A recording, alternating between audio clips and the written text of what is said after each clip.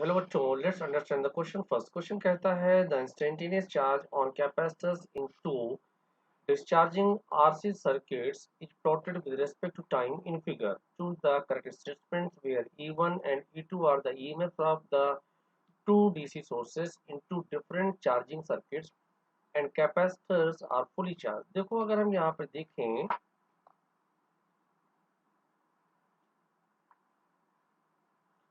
अगर ये charge 0.37 Q max के इक्वल है, इसका मतलब इसके करस्पॉन्डिंग जो हमारे टाइम होंगे वो दोनों सर्किट्स के लिए रेस्पेक्टिवली हमारे टाइम कांस्टेंट्स होंगे। तो from the figure it is clear that tau one is more than tau two. हम जानते हैं tau equal to R C के होता है, तो R one C one is more than R two C two. ये फर्स्ट ऑप्शन है, इसका मतलब फर्स्ट ऑप्शन करेक्ट है।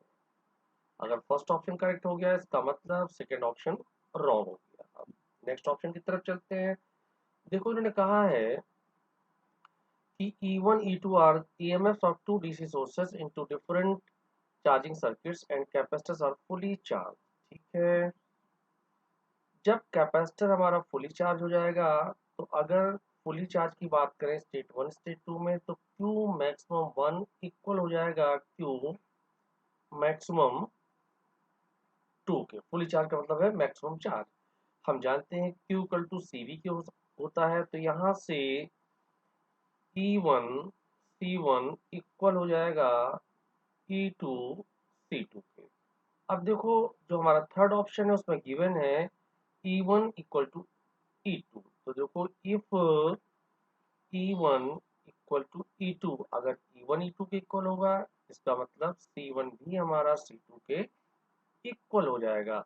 अगर C1 C2 के इक्वल है तो from equation number one R1 की वैल्यू हमारी ग्रेटर देन R2 हो जाएगी। इसका मतलब कि हमारा जो थर्ड ऑप्शन है सी ऑप्शन, ये भी करेक्ट है। तो डी हमारा रॉन्ग हो गया। इसका मतलब ये हुआ कि जो हमारा आंसर है वो है answer A and C. Hope you understood it well. Best of luck.